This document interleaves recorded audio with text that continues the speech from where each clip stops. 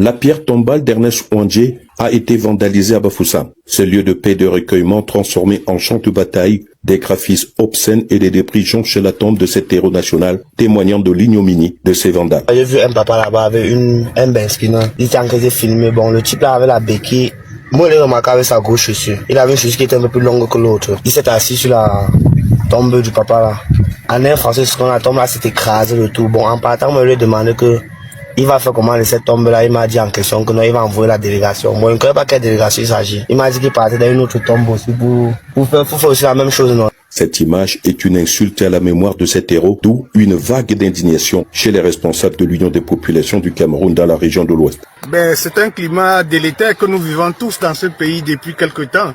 Vous avez vu qu'il n'y a pas très longtemps, Ernest Ouandjé a été traité de bandit dans les médias et il n'y a pas eu de suite. Au contraire, on croit comprendre que celui qui a traité Ernest Ouandjé de bandit bénéficie de la protection de l'État camerounais à travers des gardes-corps depuis quelque temps. Ernest Ouandjé, qui fut secrétaire général de l'UPC, a été fusillé le 15 janvier 1971.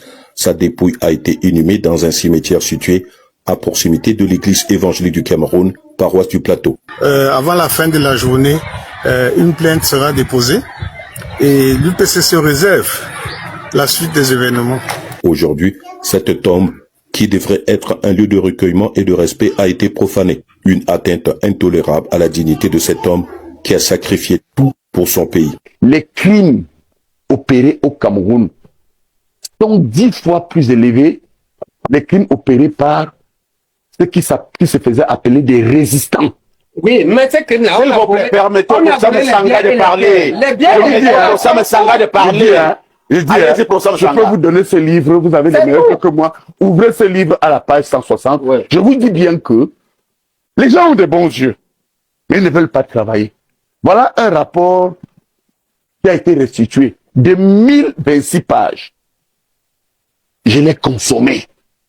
Et vous verrez que les crimes perpétrés, je vous dis bien, sous le contrôle de l'historien et des archives, à la fois nos archives en interne, mes archives de travaux, les crimes perpétrés par les résistants après l'indépendance du Cameroun sont 10 fois plus élevés que les crimes perpétrés par l'armée coloniale.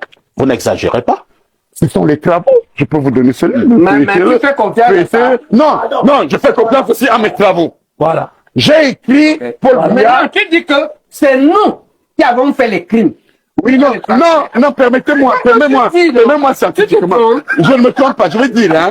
C'est que je vais dire.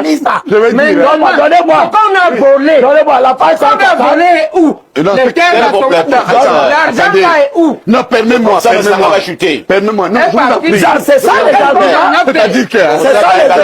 C'est ça les arguments. Multiplie des politiques qui veulent utiliser les tribus pour faire des choses de part et d'autre, mais il y a que on ne peut pas c'est mon avis que vous avez demandé, oui, ne pas considérer que le pouvoir de 82, M. Biya Paul et son système, ils ont fait du tribalisme, ça c'est mon avis, quelque chose, un élément de leur gouvernance. Vous avez quelques éléments concrets? Ah oui, mais écoutez, vous voulez qu'on ait quel genre de regard?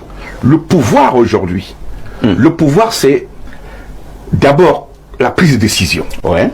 C'est-à-dire qui impacte la société de manière directe. Cette prise de décision-là, aujourd'hui, c'est fait par qui? M. Biya Ngongo est décédé.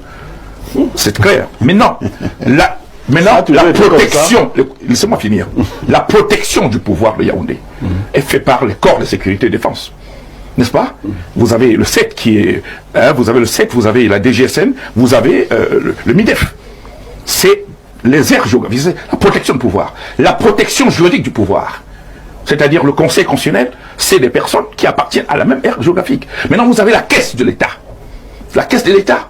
Vous avez des gens qui tiennent la caisse de l'État, même s'ils, indépendamment de leurs compétences, parce qu'il y en a des très compétents, il y a le MINFI et autres, la caisse des dépôts de consignation qui a l'argent frais, la caisse autonome d'amortissement, c'est l'argent frais, la CNPS, c'est de l'argent frais, c'est-à-dire c'est de l'argent, c'est du liquide là. Le patron du Cameroun à la BERC, des BERC nationales, c'est de l'argent fait. Tout ça, c'est une aire géographique, c'est-à-dire la caisse pour gérer. Docteur, est-ce qu'on ne va pas dire également... Tout ce que je suis en train de dire, c'est la structure de l'État, c'est-à-dire le cœur de l'État. Tout à fait. Voilà. Je vous relance quand même. Hein. Oui. Est-ce qu'on ne va pas également, si nous revenons justement en arrière, avoir également des cas où vous avez parlé par exemple du ministre de la Défense, on a eu également les Camerounais d'autres aires géographiques. Non. Si nous prenons le ministre des Finances, on a eu également les Camerounais d'autres ethnies. Si nous prenons ainsi de suite, ainsi de suite.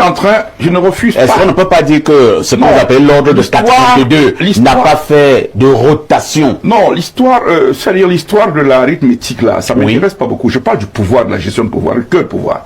Hein, donc on peut faire 50 ministres et donner au Sawadi ministre, même 15, même 30. Mais je vous donne là les éléments du cœur du pouvoir. Et pour vous dire qui tient le cœur du pouvoir.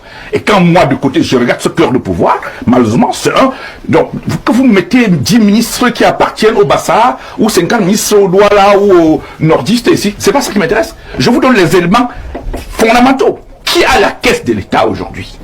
Qui a la signature de l'État? Qui a la protection de l'État? Qui a la représentation auprès des structures qui comptent, c'est-à-dire en France et aux États-Unis, c'est-à-dire ceux qui peuvent impacter, qui est ambassadeur. C'est-à-dire que ça, c'est le cœur de l'État. Qui peut protéger le pouvoir de l'État aujourd'hui, c'est-à-dire le Conseil constitutionnel. C'est des éléments fondamentaux. Quand vous avez ce genre de regard, ça peut amener d'autres à considérer que il y a un groupe ethnique qui tient le pouvoir, veut le protéger, le garder par tous les moyens. Monsieur Biya-Paul aurait fait quelque chose de plus essentiel en restant dans ce qu'il y avait peut-être il y a 15-20 ans. Mais plus on avance, plus on a comme l'impression que l'État se resserre vers un groupe particulier qui veut absolument garder le pouvoir. Jusqu'à une date récente. Par exemple, ces mêmes éléments ne pouvaient pas se voir de la même manière. Mais aujourd'hui, ça se voit. Ça se voit de cette manière-là. C'est compris. On ne peut pas empêcher aux Camerounais de regarder ça comme ça. Il faut seulement interpeller M. Biya, qui essaie de corriger pour donner l'impression. Je vous rappelle, je suis par là. Oui, il y a une posture négationniste de certains faits réels que lorsqu'on les regarde avec froideur à un moment donné, on peut aider ce pays.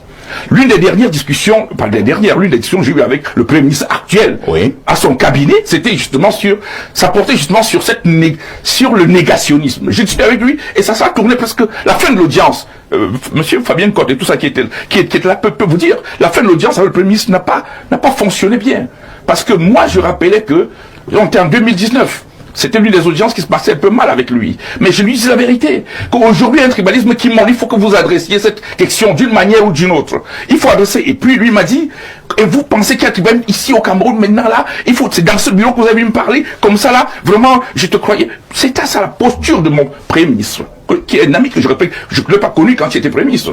Et ça n'a pas tourné, mais heureusement que le pouvoir, ils ont finalement compris, et en 2019, on a sorti cette loi que personne n'est en train d'appeler. C'est 1 an avant cette loi. Sur le tribalisme qu'on a eu. Donc il faut qu'à un moment donné, qu'en lieu et place des postures négationnistes, qu'on sache regarder la vérité en face et on adresse la question de fond pour que la société puisse avancer. Merci, docteur Hilaire Kamanga.